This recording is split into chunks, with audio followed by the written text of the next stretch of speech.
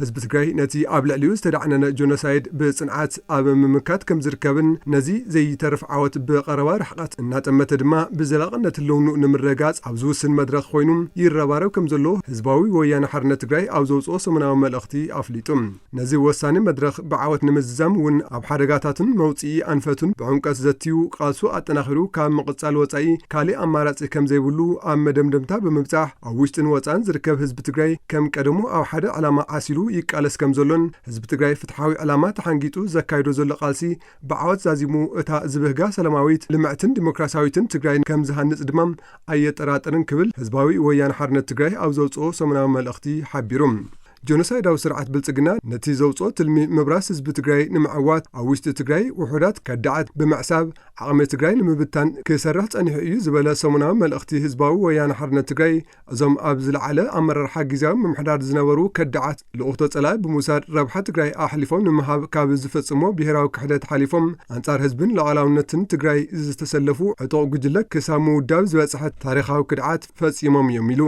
ዓቕምታት መኸተ ትግራይ እዚ ታሪኻዊ ክሕደትን ባንዳነትን ኣብ ታሪኽ ትግራይ ጸሊም ነጥቢ ዝገድፍ ኣጋጣሚ ስለ ዝኾነ ብትዕግስትን ጥንቃቐን ከኣሊዎ ዘይተሓለለ ጻዕሪ ክገብሩ ከም ዝጸንሑን እዞም ዕጡቓት ግን ነዚ ትዕግስቲ ዓቕምታት ትግራይ ብምንጻግ ብተደጋጋሚ መሳርሒ እቲ ጆኖሳይድ ስርዓት ብምዃን ኣንጻር ህልውናን ብሄራዊ ረብሓን ትግራይ ክንቀሳቐሱ ጸኒሖም እዮም ብግልፂ እውን ህዝቢ ጸለምቲ ናብ መረበቱ ከኣቱ ኢሉ ኣብ ዝተበገሰሉ እዋን እዞም ዕጡቓት ልኡኽቶ ወረርቲ ተሓንጊጦም ድፋዕ ሒዞም ኣብ ልዕሊ ወገኖም ከም ዝተኮሱን ብሸነኽ ዓፋር እውን ብተደጋጋሚ ኣብ ልዕሊ ሰላማዊ ህዝብን ሰራዊት ትግራይን ተኽሲ ከፊቶም እዮም ሕዚ እውን እቲ ንነብሲ ወከፍ ትግራይ ብጸላኢ ሰይሙ ከብርስ ዝወፈረ ጆኖሳይዳዊ ስርዓት ብልጽግና ኣብቲ ክኸፍቶ ዝህንደዶ ዘሎ ካልኣይ ዙር ደማዊ ኩናት ቅድሚት ኣምሪሑ ክጥቀመሎምን መዝሐሊ ዓረር ክገብሮምን ኣዋፊሮም ይርከብ እዚ ድማ ኣካል እቲ ጆኖሳይደር ስርዓት ብልጽግና